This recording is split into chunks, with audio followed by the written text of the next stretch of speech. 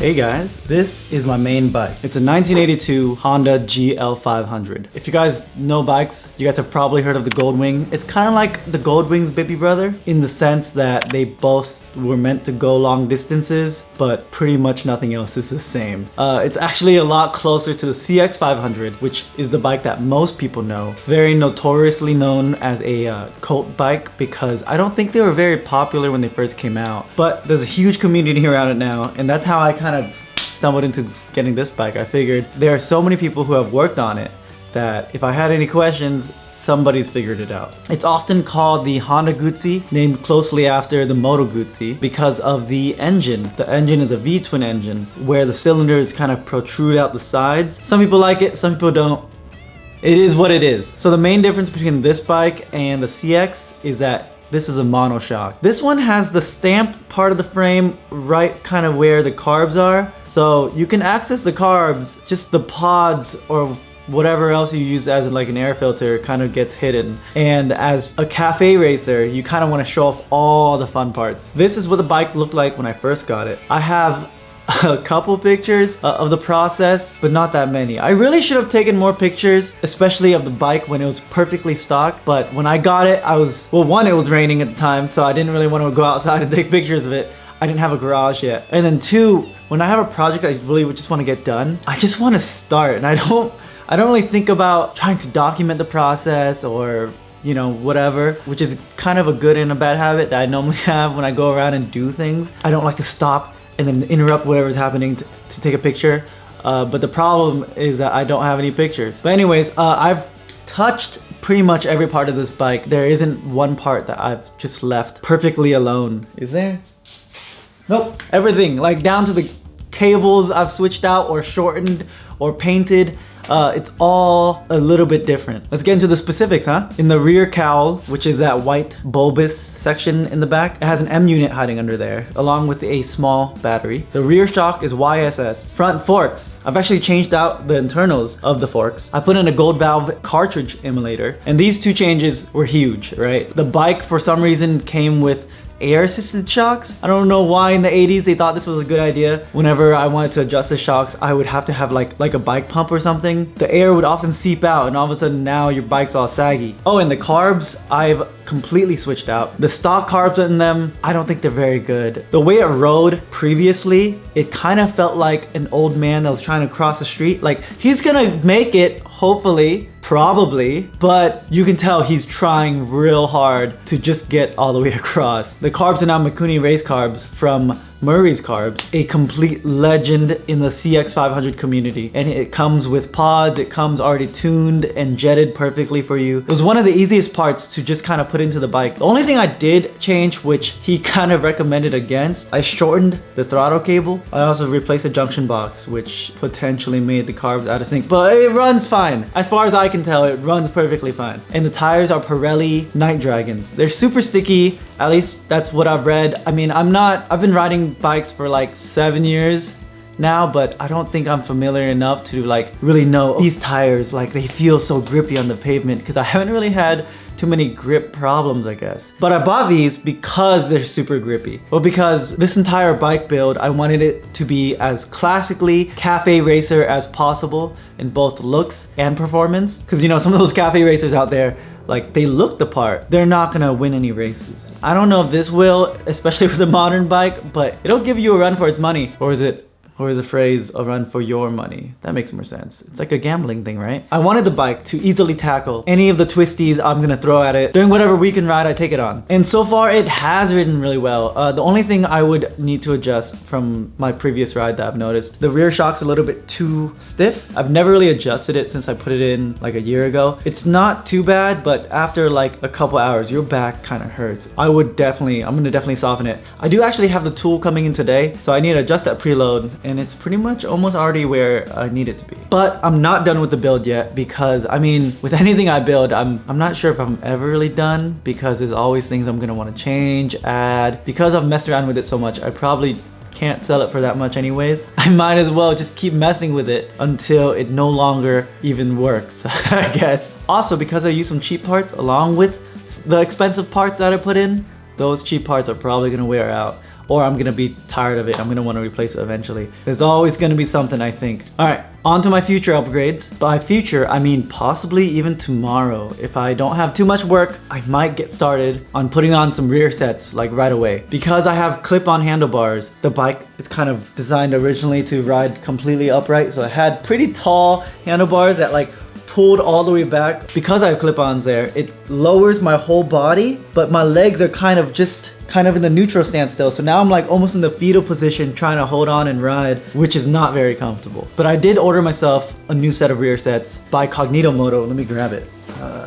I kind of wanted to show it off because it looks super cool. They're universal rear sets and they fold. When I used to have a Honda CBR 600, they could tuck in a little bit nicer, and if I had to push the bike, the foot peg would be out of the way and not jamming into my leg. But anyways, here it is. I gotta do like the makeup thing. How do they do it? Folds up like that. You know, you kind of have your foot on there. Change gears. Boop, boop, boop, boop, boop. Oh wait, no, this is the right side. Push the brake. Boop, boop, boop, boop, boop. There's the logo stamp there. So pretty. So with those rear sets, because they're universal, I have to figure out how to install them because it's not a bolt-on process. If there's anything you need to know about building things, if something says it's universal, that means you have to modify it or you have to do something to make it work because it's not gonna just work. I've seen rear sets online made for the CX bike, which come with nice brackets so that you don't even have to think about it. But because my bike is the GL500, it's used not as often, I guess, as a CX for modifications. Companies don't really make GL specific stuff as much, which sucks. But now I get to try fabricating some stuff, which is always pretty fun. At least that's what I tell myself. But yeah, I'll probably spend a few days. It's gonna be a few days because I'm just gonna start making it and I gotta figure out what I need and I don't need. I have a couple linkages already, but yeah, you'll hear about that when I make that video. But as for other changes, I think they're gonna be much further down the road because they're complicated and potentially expensive. One thing I really wanna change is the gas tank. It looks alright. Like from the side, it looks okay, and from the back it looks better, but from the front I don't like it at all because I feel like all of the visual weight is in the front and it kind of just drags back. Also because there isn't a straight line. Like if you know anything about cafe racers, it's all about the line, right? You're trying to have this clear straight line across or diagonal line, or you're trying to make very clear straight lines throughout the bike. If you ignore even that dip, you kind of follow the seat, and even the seat has a little bit of a curve. Because I mean, the original bike, the frame wasn't meant to be shown. It was covered up by a bunch of plastic bits. Now it's showing all of the stuff that was never meant to be shown, and it doesn't look that great. So I would love to swap out the tank with even a CX500 tank, one of the standard ones with the big bulbous sides, because that will still give you a bunch of gas volume, because I don't think I want to sacrifice any of that, because even with this 3.5 gallon tank, I'm only hitting like 110, maybe 120 if I push it. But yeah, if I could find like a Honda CB tank on there, or maybe I'll even throw on a Triumph tank. I don't know. I just saw one recently. But it's definitely not something that's gonna be easy to do. And it's not something I have to do, right? Compared to putting on rear sets, I need to do that for it to be comfortable, right? But changing out the tank, it would just make it pretty, which I definitely want, but I don't have to have, so I'm not in a rush. But if I did change out the tank, I'd probably redo the entire back end, because like I said, the line's not very straight, which I already don't like. Even though I did make the seat cowl myself, which I was very proud of myself for doing. I made it out of fiberglass. I would probably buy one of those Cafe Racer seat with the cowl built into it all in one, because I think it might give it a cleaner look. We'll see. If I don't do that, I might just remake the seat, because I've never really liked the seat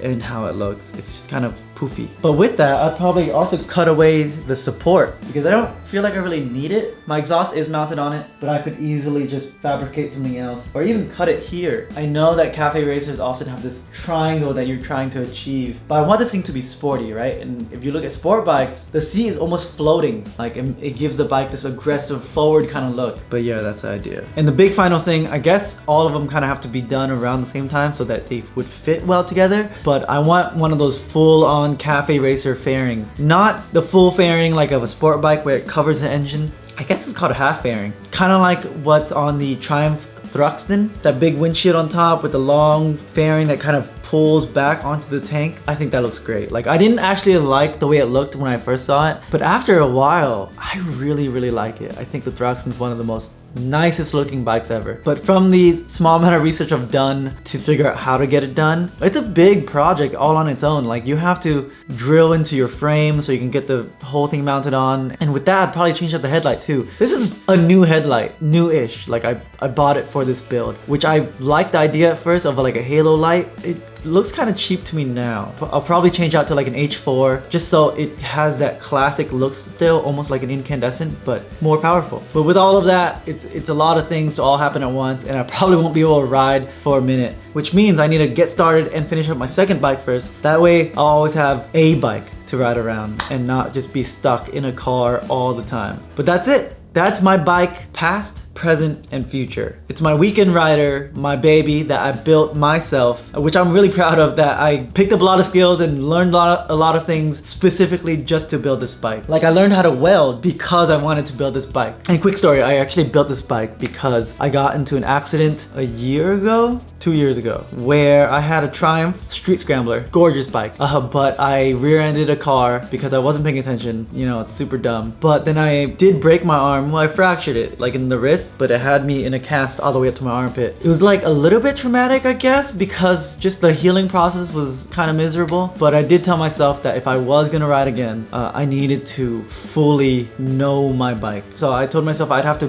build the bike if I ever wanted to ride again. And I did. I bought books, I watched a bunch of YouTube videos, I picked up the manual. It was a climber's manual, and it basically breaks down how to do everything. Like take apart the shock, take apart the wheel, take apart the forks even. Super important that you pick up a manual of any vehicle that you have. I don't have a manual for my Tacoma. That's because I'm leasing it. I don't think I ever need to do anything myself. I think the oil change is even free. But yeah, that's my bike. You probably won't be seeing too many videos about it, besides for the rear set video that's gonna be coming up soon, because it's mostly done. It's exactly where I want it to be, what I want it to be. Maybe I'll make a video of like a weekend ride or me taking this thing on like a little road trip or something. That could be cool. I don't know. I'll be switching gears, or I guess switching bikes, to the XL that I bought. I've never gotten around to building just because I both been busy and the weather did not allow it. But now fall is here, winter is here. I love winter and fall, especially as a Californian, because now I can just work in the garage all day long. I don't have to worry about being sweaty, and I'm a big fan of the snow, especially when I don't have to shovel it out of my own driveway. And riding in the winter in California is great. You're telling me I just have to put on more protective gear? That's cool with me, rather than sweating in my motorcycle jacket or my motorcycle jeans, which are 10 times thicker than normal jeans. Fall, winter, my time of the year, which means I'll be spending a lot more days in this garage. Hopefully means a lot more videos. That is, if I don't find that filming while building things or fixing things is as annoying as it has been so far. Hopefully I get better at it. Hopefully I get used to it, where it's not just making things take so much longer. I haven't figured out if this whole process is fun or just stressful yet. Definitely a little bit of both so far. So wish me luck. I'm gonna turn this camera off now. Okay, bye.